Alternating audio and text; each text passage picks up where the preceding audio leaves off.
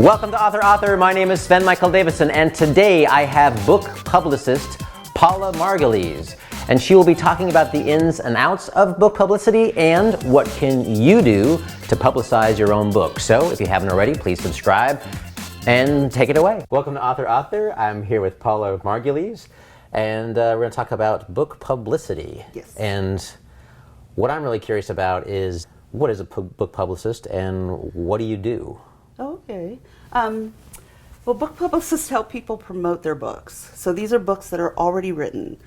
They've already had their covers designed, they've already had their book published and ready to go, and usually they'll hire a publicist like 2 or 3 months before they're ready to release their books, and then I'll help them however they want to promote their books. And some people want media, some people want book tours, some people just want to do like online tours, some people aren't even sure what they want. So sometimes I'll just help them decide what might be best given the content of the book or the genre, that type of thing.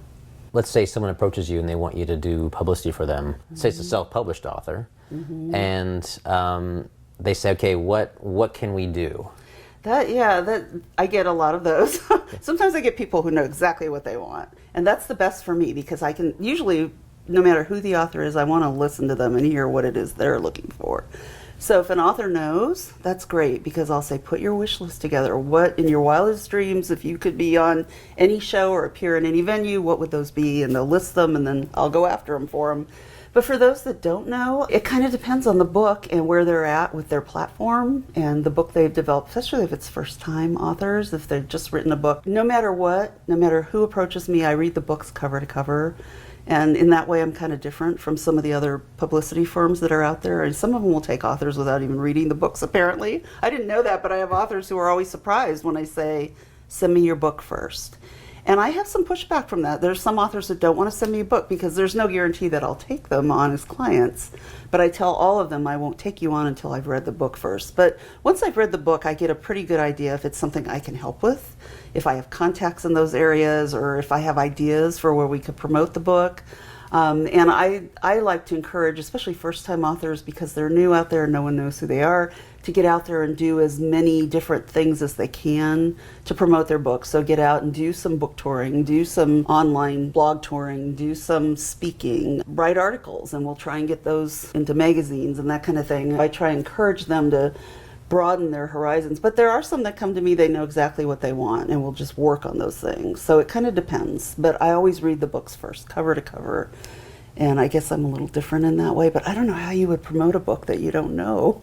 Yeah. You know, I have to know the book to know what I can do with it. So usually that's the first step. And then once I've read the book, I'll usually let the author know if it's something I think I can work with, and we'll talk by phone. And that's where I'll get an idea of what the platform looks like, if they've developed social media following, if they have a wish list or if they don't, or if they're not sure what they want to do, then we'll kind of explore different options and see.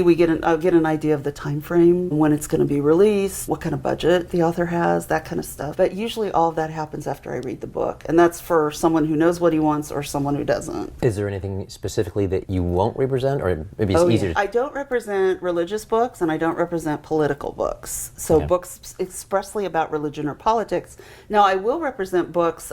For example, I had an author who was Muslim, and she wrote about being a Muslim in the workplace. Like that kind of book, it wasn't about being a Muslim. It was about how do you get along in the workplace in America and still follow your beliefs. So that one was a little different. If someone sends me a book that's, hard left, hard right in terms of political views, or very religious in its views, then I won't represent those just because I don't have a lot of contacts in those arenas, and I've just kind of stayed away from that side of the book market. So those kinds of books I don't take. I also don't take quite a few books because they shouldn't have been published yet. They're written with grammar errors, they're written with typos, the writing itself is problematic, or the covers haven't been designed professionally. Those kinds of books I usually won't represent. So before anybody contacts you, you would say, great cover design, make sure you have a professional editor, look at your work, it's typeset professionally, whether it's done professionally or not, but it has to look professional. Absolutely. Any other pointers you would say that you should get done before they contact you?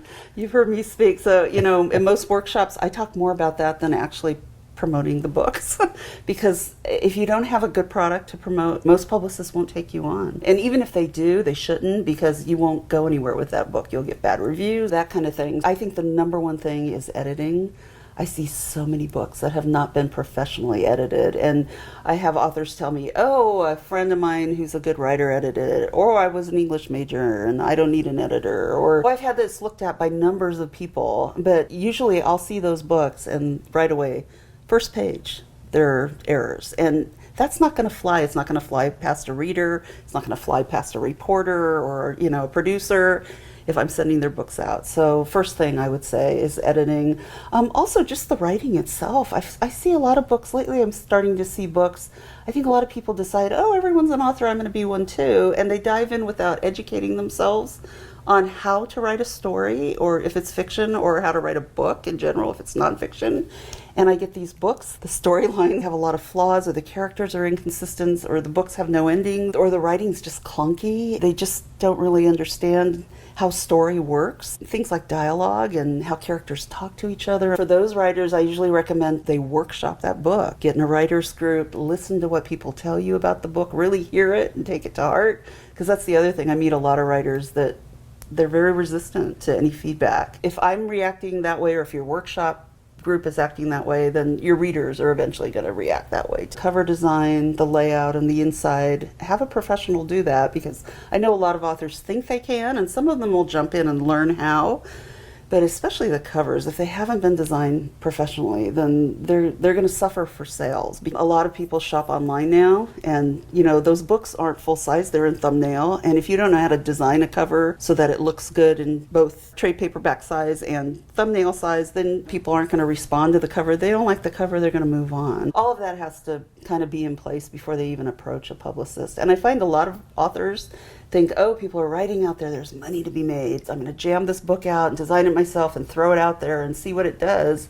And then they'll take it to a publicist, and I can't do anything with it if it's in that kind of shape. How important do you think it is for a platform?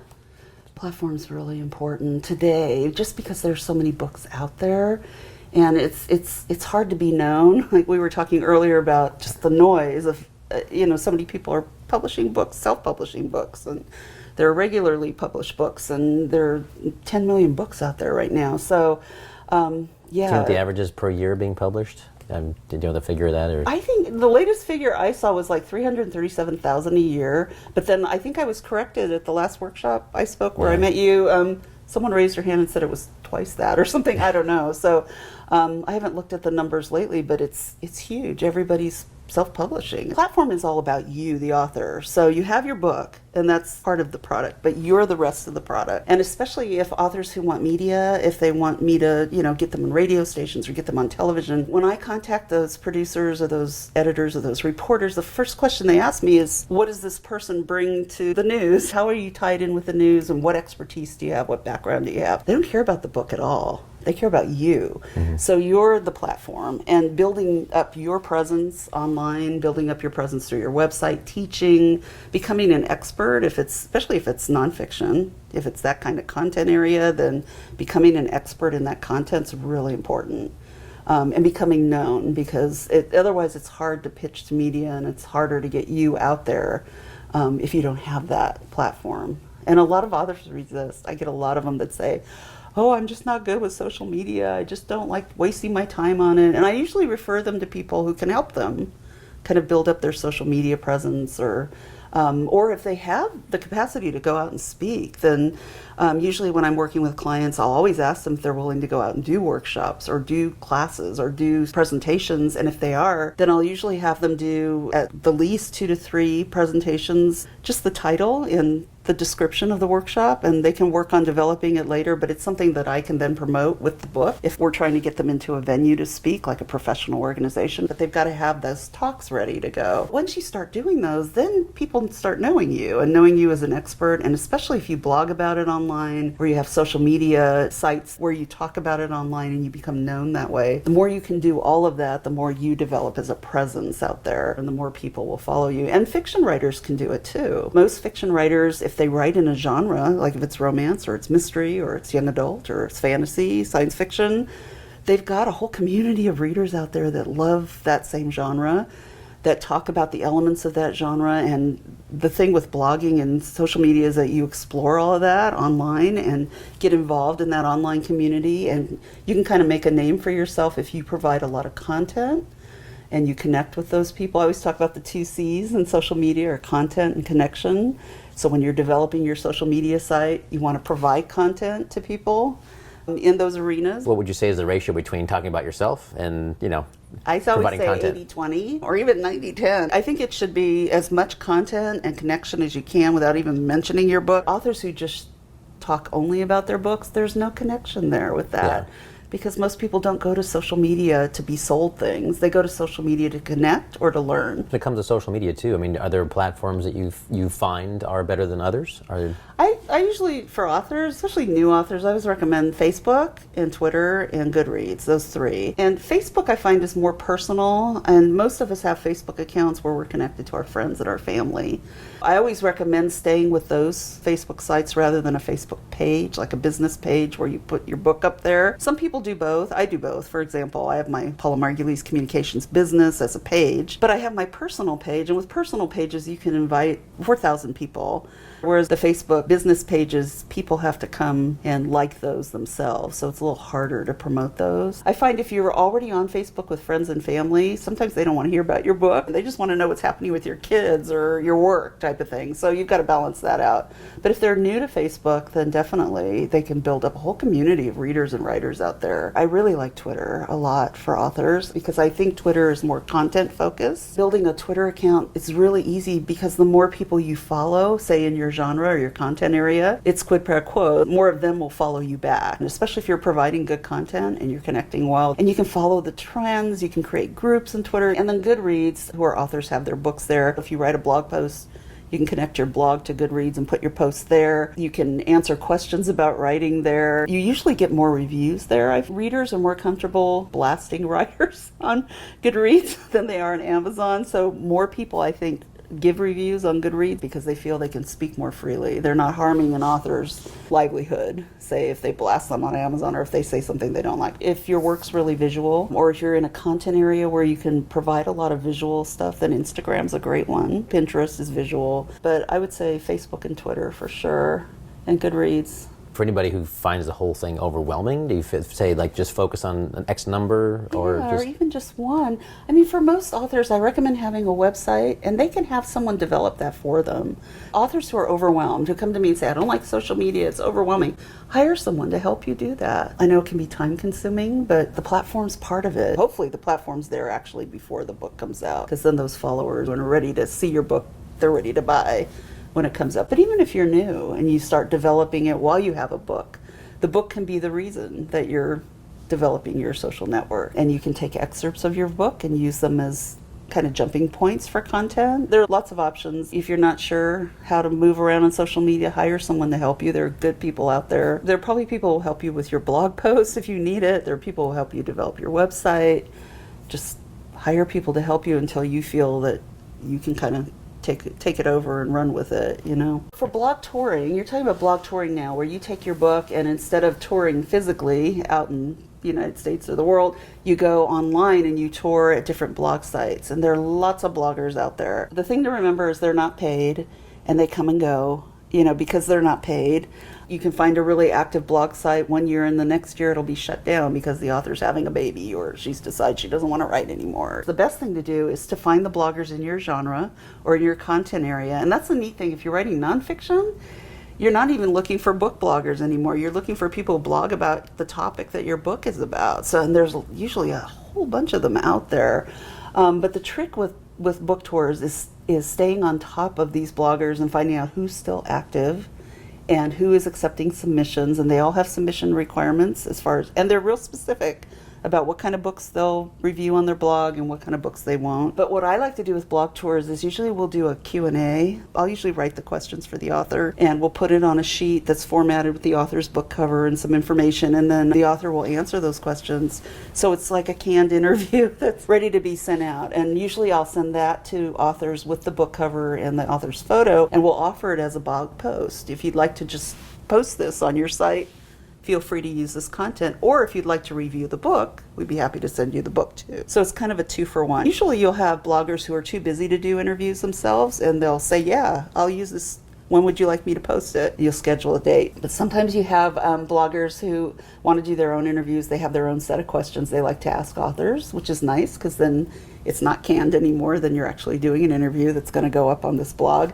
And sometimes they'll say yes to both. They'll say, oh, I'm happy, I'll post this information now, but would you send me a book and I'll review it and put that up in a few months? So that happens all the time. What really helps bloggers take you on is if it ties in with the type of genre that they're blogging about. But also if you offer giveaways. Usually I recommend authors offer an ebook and a hardcover. A lot of bloggers will do giveaways on their sites. It's a way of encouraging people to read their blogs. But it's all in the query and the pitch, you know, how you approach the blogger. It's nice to know the blogger and what he or she likes to do on his site and be familiar with it, because if you go in cold and you just send a kind of a canned query, you're not going to get that kind of response. And if you know them. Over the years I've developed a lot of connections through all my clients, so I have a huge list of them.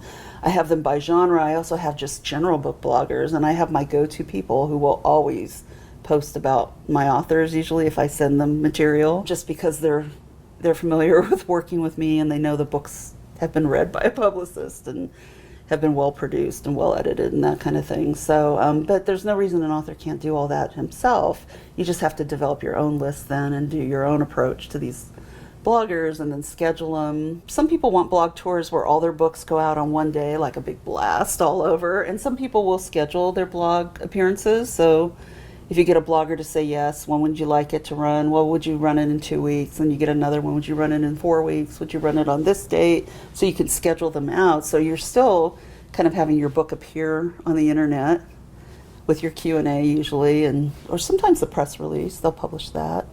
Blog tours are nice. I like doing those for authors. It's a nice way to get an internet presence. And sometimes I have authors who will do a physical on-the-ground tour. Some of them just local, some of them across the country or worldwide. And then they'll do the online tour at the same time. So you're getting both. But some will do just do their physical tours first and then do their blog tours. That's something that they can do after they're done kind of running around with the book, speaking on it and all that. I usually recommend that writers promote their books the first 6 to 8 months after the book comes out. That's when it's fresh and it's considered new. After 8 months, after a year, a book's not considered new anymore. So you want to get out there while it's new. And usually I will try and book my writers, the ones who want to tour. I'll try and get them out in their speaking engagements, get them in bookstores and libraries, at professional organizations, different venues, conferences, wherever it is they want to speak or they want to appear or they can appear, and then try to get that booked out for about 6 months. And then if that's over, if we're not getting, usually when you go out and speak, you're going to get invitations to speak at other places. So it can be ongoing for a long time. So that's why it's such a good thing to do, authors out there.